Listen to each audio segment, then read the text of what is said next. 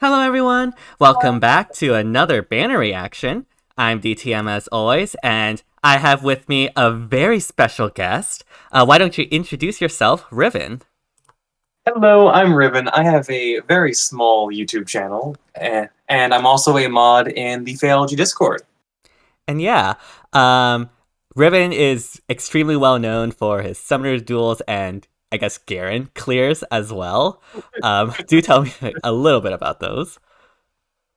Yeah, so I built up Garen because I like the Norian royal family, and when the Refine came out, I kind of just started having fun throwing Garen at literally all of my problems, and it worked a little too well. Just a little bit, yeah. And you did see the silhouettes, right?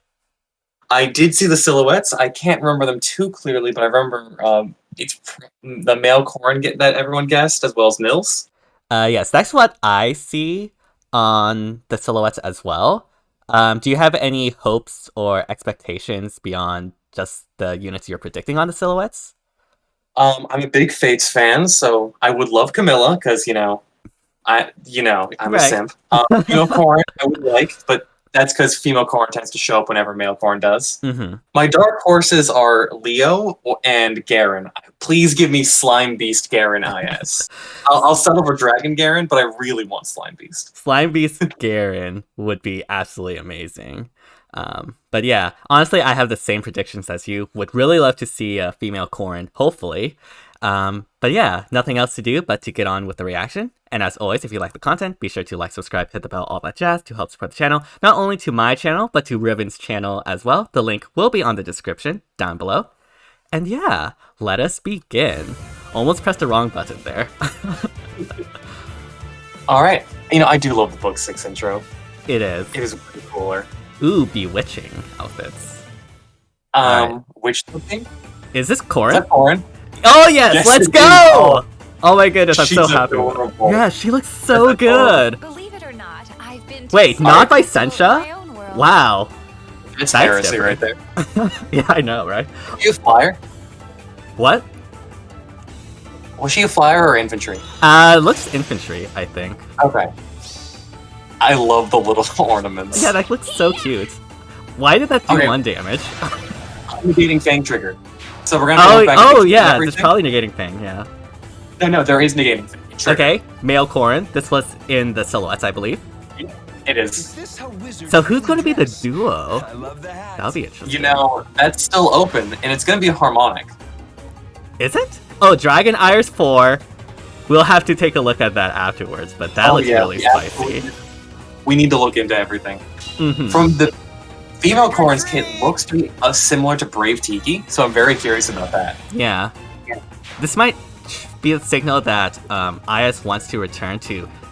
Is that Naga? That's Naga right there, yeah. Okay. Definitely a dragon banner. Okay, yeah, it is a dragon banner. That is a really cool, ghost thing. I really like that. Wait, Naga's the demote? Yeah, I guess. Wait, Attack for his Reign 3 is a demote. I mean, it's still not in the standard pool, so, it's not F2P, per se. I'll take the special demote, okay? Oh, shoot! It's Milla and Duma! That is really nice. That's very sweet. I was not expecting that. This is something I think Promise was, predicting for a long while, and I didn't expect... Whoa! This ferocity? Oh, it's like Distant Dart, but attack, I believe. Or defense. I love that hat. Yeah, it looks so cool. Okay, this is actually a really hype duo. I really like that. That is very sweet. Yeah, that animation also looked really cool. Oh gosh, what is this? It's 30 HP. Wait, it just neutralizes penalties and bonuses, I think? In neutral, yeah, I think so. Is this... So it heals. Is this, with it neutralizing bonuses, is it similar to Summer Thorn in that case? I don't know. We'll see. And obviously we'll, go back and check out these skills later. Oh, yeah. But I don't know. I feel like we've gotten a lot more impactful duos skills. Oh, yeah. Recently. The only thing is, if it does Summer Thor, it means that you can combine your save tank and the neutralizing bonuses, and you can do it twice per turn. Right. And Nils is the rail. Yeah, that's true. All right. Okay. So, like, it's most important in SD for sure. Mm-hmm. And of course, we have the Fate Pass Spark. Yep. You can never forget that. Nope. IS will not let I it. will never forgive them for this. I mean, I'll Oblivion forgive and them. Joel know my pain very well. Oh, I'll forgive them for this. I appreciate it personally. I don't know. Maybe make that available for all players, but I highly mean- doubt they will actually do that. It would be nice of them, but like, I'm just gonna take my Corrin, okay? Yeah, I true. can't. Too bad no Camilla though. That's a bit sad. It'll happen. We got a Tharsha this year. Maybe next year we'll get a Camilla. Maybe we'll get Ninja Camilla. That would be interesting. No, I'd rather not.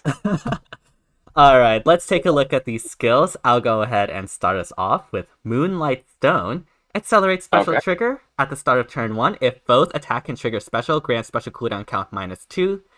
If foe initiates combat or foe's HP is greater than or equal to 75% at the start of combat, grants all stats +5 to unit during combat, grants special cooldown charge +1 to unit per unit's attack, and inflict special cooldown charge -1 on foe per attack.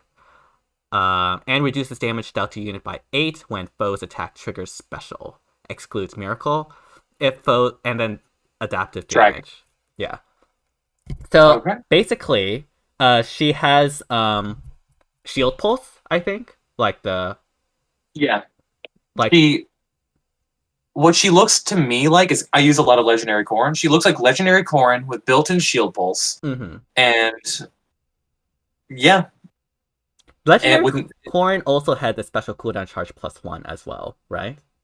she has slaying built in, but then she has shield pulse in her B skill. Right. But So like, yeah, I have to use okay. if I want to do something similar. You have to use Valoria. So Right. But she also still had like the special cooldown charge +1, right? That will no, she just has slaying. wait.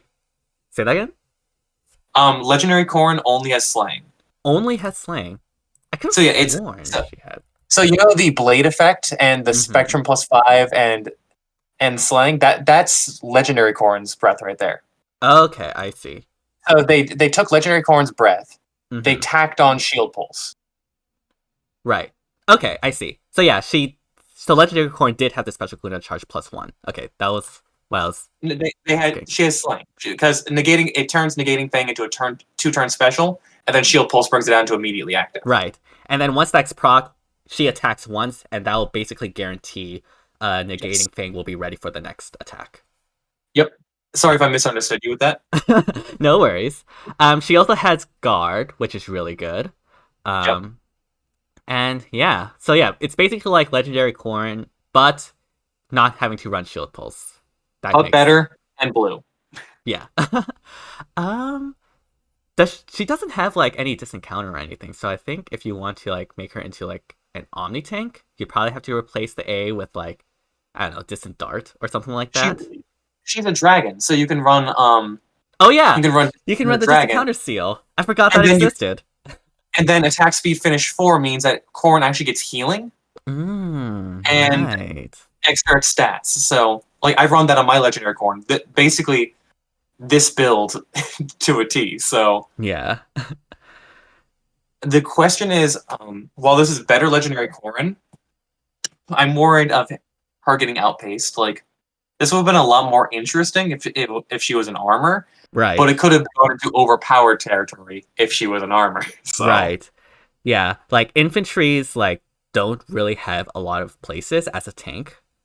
With all these like save armors running amok. Now I still think she'll be very strong, especially as Oh, yeah. like either a frontline or an Omni tank. But like these days there's a lot of competition from like Firelin and I think like Brave Dimitri and like the Mhm. various other units that can frontline and have extra effects like Myrrh and Knot and such. So will be interesting to see. She also comes with Dragon Wraith 4. We got introduced to that I think last time on the last yeah, banner. it was in the Fire Festival banner with Moosebell. Right. But yeah, definitely very interesting. Oh my goodness, she looks so good though. I really love She's this. adorable. Yeah. Corrin for CYL7. That's all I'll say. That's my vote. You heard it here first. And of course, we have male Corrin.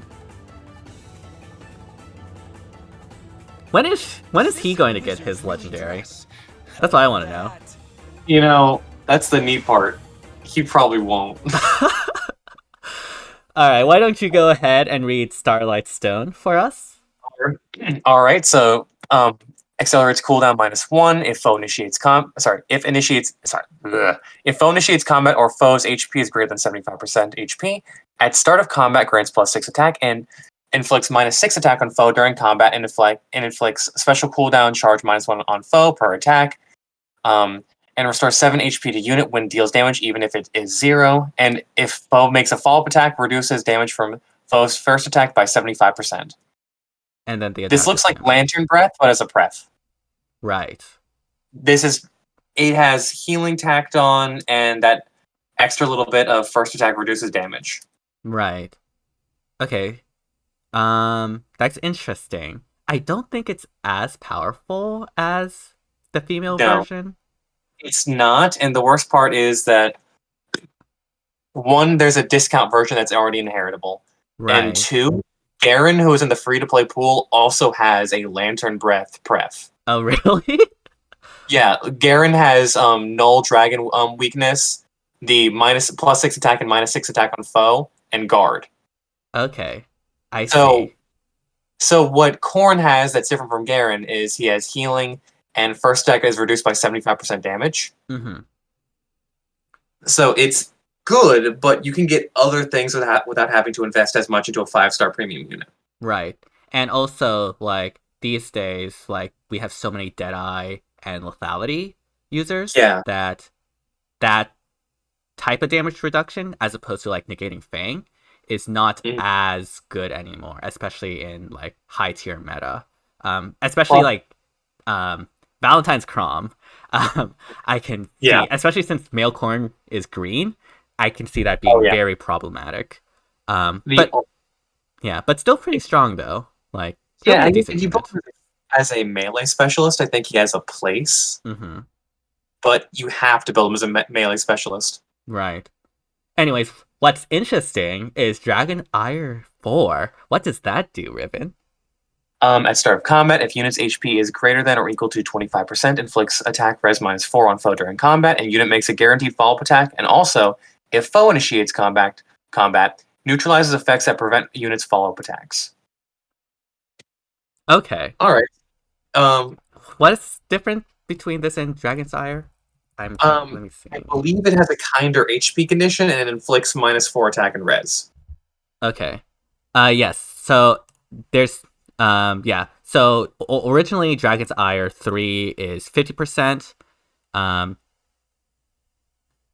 it's if unit initiates if unit's HP is greater than or equal to 50% and foe initiates combat, neutralizes the effect that prevents unit's follow-up attack, and unit makes a guaranteed follow-up attack. So basically, you have the attack res -4, and this time it doesn't matter that whether or not the foe initiates combat for you to get your guaranteed follow-up. So you can also do this on the player phase as well. That's nice. Yeah. I mean, this is just a upgrade all around to Dragon's Ire. Oh, 100%.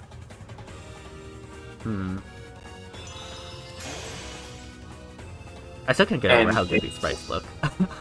It's the same sprite, but I really can't complain. Yeah. Oh, is it? I was paying. It's the exact same sprite. Oh, okay. They did a 2-for-1. Mm-hmm. I will say, I love this design of Naga, though. It looks really cool. Great. I actually love the ghost, like, hugging her during the transformation. Yeah, look at that. It's so cool. Pause it? Yeah. Alright, let's see. Serenity's Breath Plus is our new inheritable breath. If foe initiates combat or foe's HP is greater than or equal to 75% at the start of combat, inflicts attack res -5 on foe during combat, and foe cannot make a follow-up attack, plus adaptive damage. How does this compare to other breath skills? Lantern Breath is attack +5 and -5 in guard, which is considered one of the premium dragon breaths that you can get, Mm-hmm. and that's in the Grail pool. I see. The other one is Blackfire Breath, which we're actually getting as a manual this month, I think, and that is basically attack res lull, but the stats are -5 instead of -3. Okay, I see. Those are the two best, if memory serves. I think there's like another one, but I can't remember it off the top of my head. So so what? this is Oh, go ahead. this is fine, but with how I would still rate it lower than the other two, purely for the fact of it's purely enemy phase, and also it gets hard locked out by NFU effects, and NFU is becoming more and more common. Right. Especially with like infantry speed tactic, like Oh yeah, being very like prevalent. Naga seems to be designed as a fantastic fodder unit Mm-hmm. because like attack res catch 3, rally up attack, and attack res rain 3 is great. Right. Serenity breath is okay. Like I mean, I think it's alright. Like the denying follow up attack can be very useful. mhm. But yeah, if NFU is very popular, so I can see this not being as impactful as say like having guard on your Yeah. The other and thing that simply just really outspeeding. yeah. The other thing that makes me kind of sad about this is that she's a flyer, which means that without running a dual 4 skill, you're not merging her up for arena. Oh, for sure. So, Yeah. I mean, I like the art, I like the character, but unless you really like Naga, she's gonna be fodder. Right. I mean, as someone who like doesn't like spend money on ore packs or anything, like 4-star specials are generally not the units I go for anyways. I mean, I really like good ones when they show up. Yeah. I love that hat. Yeah. The hat and the horns are great. Alright, so Duma is a red armor. Oh Mhm. boy. Do you want to read this one? Yeah, go ahead. Slaying at start of combat if unit's HP is greater than 25%. Grants attack +6 to unit, inflicts -6 attack on foe during combat. Neutralizes effects that guarantee a foe's follow-up attack, and foe cannot make a follow-up attack. Also, if foes attack and trigger their special, and units of res is greater than or equal to foe's res +5 during combat, inflicts special cooldown +1 on foe before foe's first attack. Cannot exceed. Oh my god. Oh, so this Cannot is exceed special cooldown. that's like the Brave Tiki effect. And it's Brave Tiki, and he's a red armor, meaning that Deadeye Mm-hmm. and lethality won't ever hit this save armor. Right. And they have DC with just +5 attack to kill you first. Mm-hmm. But this is like the good DC that doesn't give you recoil, which is really nice. Which is very nice. Dragon Wall, which helps against AoE specials, Mm-hmm. and then Woeful Upheaval, which is at start of turn 1, deals 7 damage to all foes, reduces damage from foes' first attack during combat by percentage equals the difference between unit's attack and foes' attack. A minimum of 0 plus difference between foes' max HP and foes' current HP at the start of combat times 3 to a maximum of 30. If a foe uses bow, dagger, magic, or staff and initiates combat against an ally within 2 spaces of unit, triggers Savior on unit. Right, so he has a preference save skill. He has Like- preference save with like- DR. Right, like legendary. Well, yeah. I mean, legendary Tiki didn't have DR, but she had a preference save. I think this one is a lot more powerful, though. Obviously, obviously you get the 7 damage to all the foes at the start of turn 1, and okay, let me read this carefully more. What is this difference percentage? I think it's a maximum of 30%. Because it can't be just max flat out 30. Okay. Right, so difference between units attack and foes attack, plus the difference between foes max HP and foes current HP. All of that times 3, maximum 30. If I'm reading like the commas and everything correctly. Uh-huh. So do you want to know what I'm thinking when I see it? What are you thinking of? So for summoner duels, Mhm. if you run Duma with Bunny Sonya, you can pre-charge an Aegis. And that way you can have Dragon Wall for AoE protection and also an Aegis, right? Mm-hmm. Deadeye and Lethality can't actually hit Duma Right. as long as he meets the stat checks, right? Mm-hmm. He's a save unit. And you can also run Bridal Catria on this team just to get him moving around fast. Right. So this Duma can potentially deal with every single problem you can throw at him besides fire sweep effects or dazzling effects. Right. Yeah, this is a very strong save armor option. It's Oh, just, yeah. the one thing holding it back is that it doesn't have null armor, but still, like, It doesn't have null Insanely armor, but at the strong. same time, you can't lethality or right. and that is the major way of dealing with these save armors, and you can't do it. And he also has protection versus AoE, which is the other way to deal with these save armors. Wait, And where do you have protection on save? Dragon Wall. Oh yeah, Dragon Wall. I forgot Dragon Wall also affects AoEs. Yeah, that's true. So Hmm. we have those two things together, which just already making it fun. And if I read the duo skill right in the first impression, this dude also works as a Summer Thor and can negate buffs. All right, well, let's check that dual skill real quick. Please. Because this may just be the premium save unit going forward. Maybe. Which is- finally dethroning Ascendant Idun, which would be really cool.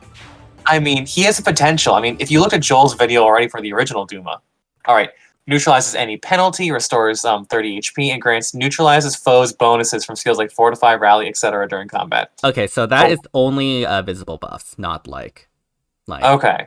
Pathfinder or any extra movement or anything like that. So it does not work like Summer Thor. It's just Hopefully. it's just like the Valentine's Lucina effect, or Okay. like what you get from like close defense or distant defense. Okay. Still, if you can actually DPS Duma down, but you can't kill him, the Duma player can just heal 30 HP now. That is true. Like, even without the Summer Thor bonus, he can still basically top himself back up to full. Right. Okay. This is a very strong unit. This is very strong. We can even see the stats. Oh yeah. 47 HP, 62 attack, 19 speed, 40 def, and 43 res. How fast is Crom? Like Valentine's Crom? I'll get right back to you on that. Okay. Because I'm wondering, like, if Valentine's Crom can survive, well, actually, no, unless he also gets no follow-up, which, I mean, granted, you probably can with, like, infantry speed tactic. So his speed is 27. 27, okay, so yeah, that's it. That's an outspeed. Don't people usually run Valentine's Crom with Bridal Catria anyway? That is true, yeah. So, yeah, and that's where, like, this whole, still being affected by, like, armor effectiveness might come into play. Honestly, it's why I brought up running Aegis for him and then having Bunny Sonya just to be able to immediately have that ready too. Right. Because one of the good things about his weapon is that theoretically you don't need to run like a hardy fighter skill on him if you can reliably make sure that Deadeye or Lethality is never procced. And which in Duma's case is fairly straightforward to do since he does have guard, he does have that Brave Tiki effect. Yeah. So unless you have like either a tempo or special acceleration, it's going to be very difficult. Oh yeah. You know, I'm remembering the little copy build that Joel sent me for my last Summoner Duels thing. Mm-hmm. Those 3 units I mentioned earlier, right? Right. Just add in Summer Thor, and now you have a way to reliably charge your Aegis. That's true. That's definitely really true. This is just gonna slot right into the scummy, mostly Echoes. Right. Why is Echoes basically like the premier meta? I don't know. Like we had Valentian Pala, we have Bridal Catria, and now we have this unit. Like Echoes is the way to go when it comes to. Sonya. Oh yeah, and Sonya too. Yeah, I completely forgot about Sonya. Although honestly, Sonya was not that really threatening on my last SCR match. Not gonna lie. Totally fine. I'm just saying she also supports this team really well. That's true. Yeah. She even supports Crom, so like just throw those 5 on a team and then watch your opponent suffer. Right. Now again, like a big question will be like the Valentine's Crom matchup, which is an extremely important matchup. We'll see once like the units and the sims comes out whether or not Duma can reliably survive Crom or not, especially with like a Katria supporting. We could theoretically run the numbers because Probably, but we don't have. if we do her with Dragon Wall or like Garen with Dragon Wall and we just put guard on the unit, we could probably get a rough approximation. I mean, we'll need to simulate the armor effectiveness as well, unless you want to ditch the DC, which you might. You might want to do that. It's an option. It's an option. But yeah, very interesting. So yeah, that's the big question. If Duma can reliably survive the dual Crom matchup without relying on Hardy Fighter, we're in really good business. I wouldn't say we're in good business. I feel like that's terrifying. Yeah, saves continue to be way too powerful. Where's the Roged Seal when we need it, right? It's like we're making a missile, right? And then we're creating something that can block the missile, only for us to get a bigger missile to throw at it. It's like every other month. Right. Remember what, like a couple months ago when Nina was terrifying? Mm-hmm. Also, we have Nils right there, as expected. Yep. Anyways, what about Nino? Remember Nina and how she had like adaptive damage with Broadleaf and everything? Yeah, and then no one cared because Nina couldn't get through like Hardy Fighter, Brave Hector. Yeah. She was terrifying for a minute, and then she just wasn't. Yeah. I feel like we just keep ping-ponging between that. I don't want to see what the nukes are going to be in 3 months. I mean, to be fair, like, I think Oblivion and I, like, we talked about this, and we were actually very disappointed about Nina because we both thought that she wasn't actually really that good. Again, because of the fact that, Hardy Fighter saves exist, and she can't reliably pre-charge lethality to be able to deal with, like, those Hardy Fighter save armors. Fair. I've been playing around with her in AR, and to pretty good success. I've been having a lot of fun with her. All right, that's good. That's always good. She allows you the recall effect allows you to cheese a lot as long as you aren't dealing with Medeus, so just run it in Astra. Yeah, well, yeah. A lot of things work in Astra, let's just say. That's fair. That's very fair. Yeah. But yeah, what are your overall thoughts on this banner? Duma is absolutely terrifying. Naga and Male Corrin, I love the concepts, but I don't feel like they're going to live up to any kind of expectations. Like, if you're building them because you love them. Right. Female Corrin is literally Legendary Corrin 2 Electric Boogaloo. And I think she's going to be outpaced by nukes soon if she already isn't. Because Legendary Corrin already shows her age and struggles in a lot of matchups. So she either feels great or terrible. And Brave weapons, which are already meta, destroy her. So right. So yeah, it'll depend on those matchups. So we'll need to wait and see on that. But yeah, in general, I think I agree with your assessments. Naga and Male Corrin seem nice, but honestly don't seem all that great. Female Corrin, I'm very interested by. And would be super excited to see if she can act as a reliable frontline. Seems like she's going to be a very speedy one, which bodes really well too. But again, we'll have to wait and see. And yeah, Duma is definitely going to be very interesting and probably the standout of this banner. Again, we'll need to wait for the dual Crom matchup, but I have a feeling that we're going to see a lot of Dumas in top 100 SDR soon. Oh, 100%. But one last closing thoughts. We aren't ready for Call to Flame Nils.